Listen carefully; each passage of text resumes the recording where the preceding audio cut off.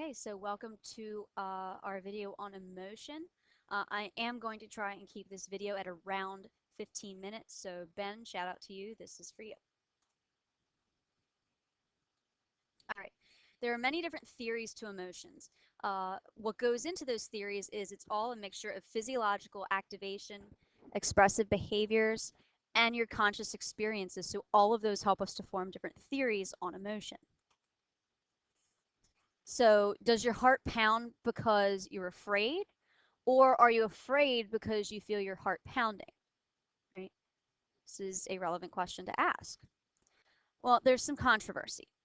Does your physiological, so your physical arousal precede, so come first, or does it follow your emotional experience? So does cognition, thinking, precede, come before your emotional feeling? So do you think or do you feel first? All right, so that's the controversy with theories of emotions. Which one comes first? The common sense view. Common sense tells us that when you become happy, your heart starts to beat faster. All right. So first comes the conscious awareness, and then comes the physiological activity. Right. So you're aware that you're happy, and then the physiological activity happens, which is the heart beating faster. That's your common sense view. However, the three main emotional theories that you're going to have to know are a little bit different. They do not always agree with the common sense view. The first one is the James Lange theory of emotion. This was put forth by William James and Carl Lange. This says the experience of emotion is awareness of physiological response to emotion, arousing stimuli. So, for example, that I have here, you see an oncoming car, right? A car is coming right at you. Your heart starts to pound, so that's the arousal, and then you have your emotional response, right? So the experience of an emotion is awareness. So you're aware here of a physiological response that came before the emotion, and that's what triggers it. Okay, so that's the James Lange theory. The Cannon-Bard theory of emotion is a little bit different. All right, this was presented by Walter Cannon and Philip Bard. First of all, they said that emotion, that it's all triggered and takes place in the hypothalamus, not the hypothalamus, the thalamus. All right, that the thalamus is what stimulates this. They said that emotion arousing stimuli emotion and arousing stimuli simultaneously are triggers. So a physiological response and the emotion experience happen at the same time. So same analogy. All right, a car is coming at you head on. All right, your heart starts pounding and you're feeling the fear emotion all at the same time. That's the Cannon-Bard theories. These two things happen simultaneously, not one after the other. Building off of that, you have the, God, I can't even pronounce his name, Schachter-Singer two-factor theory of emotion. Stanley Schachter and Jerome Singer, they said to experience an emotion, one must be physically aroused and cognitively label that arousal before getting the emotion. So for example, same thing, cars coming at you. You feel the arousal, right? You now label that arousal as I'm afraid. Now you've linked a cognition, a thought, you've given that arousal a label, then it becomes an emotion and gets translated into fear, something that you express. All right. So it's almost like these three things build off one another. So this is they come one after the other. Cannon-Bard theory differs where these two things happen at the same time, and then you pretty much add on to it for the next theory, where instead of these two things happening at the same time, the cognitive label takes the place of the emotion, and the emotion comes later. Okay? All right. But you have some physiological similarities, physiological responses, so physical responses related to emotions such as fear, anger, love, boredom, they can be very similar. So for example, here on the roller coaster, excitement and fear involve similar physiological arousal. So when you're excited and when you're scared, your body pretty much does the same thing. The heart beats faster, things like that. The breathing, increases, but the emotion that you're interpreting that as is different, even though the physical response is the same. All right. So what may trigger physiological differences? Well, the physical response, like finger temperature and movement of facial muscles, change during fear, rage, and joy. The amygdala shows differences in activation during emotions of anger and rage.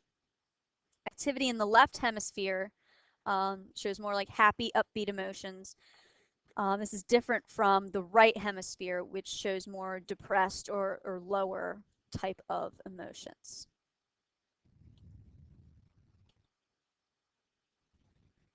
All right, so there's more dopamine receptors in the left hemisphere, which is why you feel happy over there, because that's the neurotransmitter that controls happy.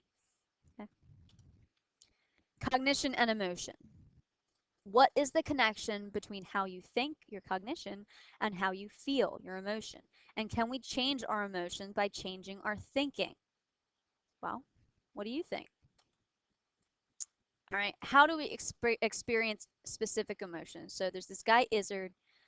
He says that there are 10 basic emotions: joy, interest, excitement, surprise, anger, disgust, contempt, fear, shame, and guilt.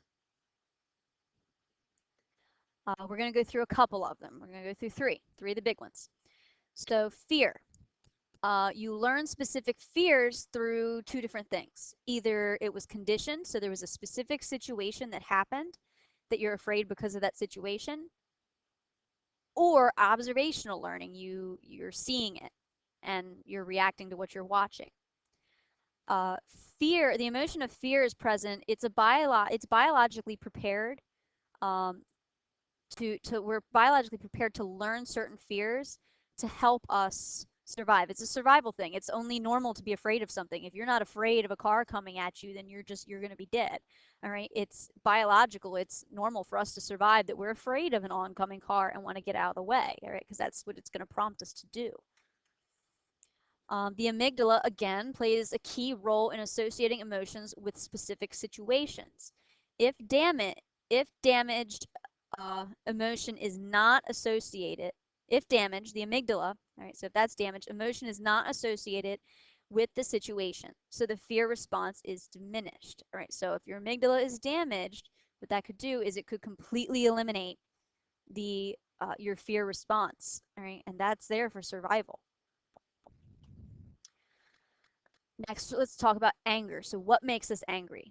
Well, there's many different things. It could stem from misdeeds or like a loved one did something wrong or went against you, to aches and pains. Sometimes being achy just makes us angry and irritable too because we don't like it. Is anger good or bad? Well, it's good and bad. Chronic hostility, so being angry all the time, is actually linked to heart disease. However, controlled expression of anger can be a good thing. Controlled expression, so like letting it out a little bit, is better than you having that all pent up rage and keeping it. And it's also better than irrational anger, just like flipping out. All right. Controlled expression can lead us to talk over an offense rather than ignore it or let it stew about and come to some type of resolution.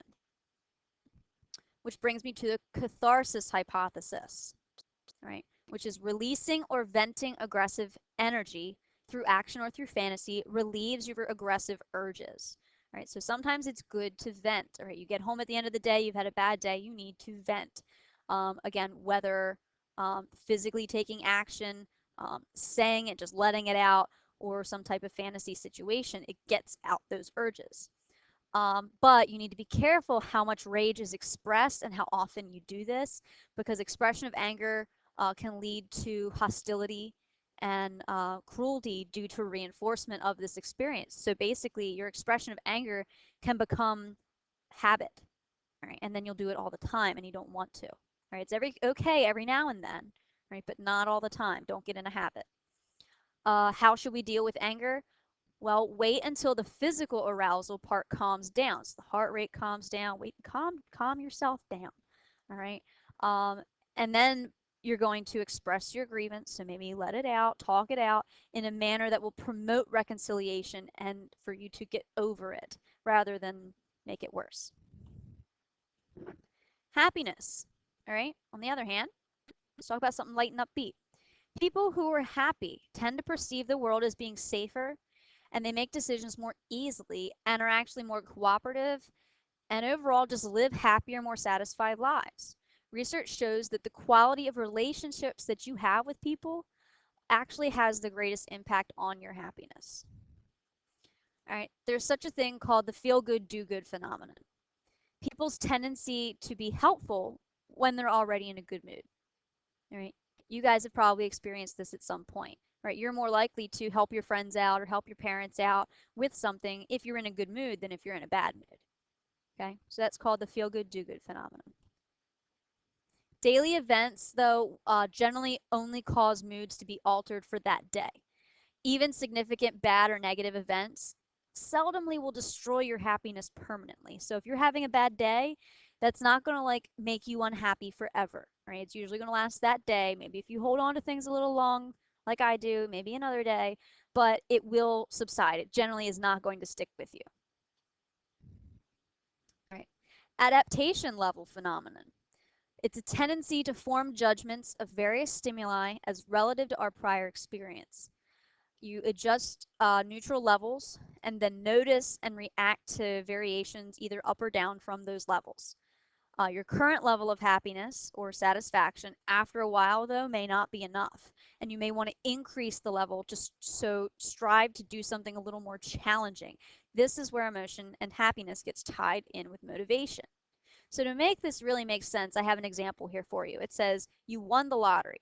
All right, you're happy to start, but then you start to adapt to your new lifestyle, and that new extravagant lifestyle becomes the new norm for you. Now it's going to require something even better for you to get that same urge of happiness that you originally had when you first won the lottery. So it's almost like tolerance to a drug. You've become tolerant to happiness. That's the adaptation level phenomenon. Not to say you can't feel happy again, it's just going to take a little more the next time. So how do you decipher people's emotions? How do you express them? Well, we pick up on people's emotions through their body language, tone of voice, facial expressions. Are these behaviors culture, gender, and gender bound? Yep. How good are we in detecting true or false emotions? Well, let's see. Charles Darwin, all right, he should sound familiar. He speculated that our ancestors actually communicated with facial expressions in the absence of language. So before we had language, we communicated with each other through facial expressions. These nonverbal facial expressions led us to our ancestors' survival. All right, thought this was cute. Okay, you have infants' naturally occurring emotions. These aren't learned emotions that are here. Infants will just naturally make these faces. All right, and here's what they are and what they represent. So you have joy, anger, C is interest, D disgust, surprise, sadness, and fear. So all these emotions babies make on their own. All right, we'll come back to these. Those are also culturally universal expressions. What I mean by that, all right, Paul Ekman believed that people speak and understand pretty much the same facial language around the world.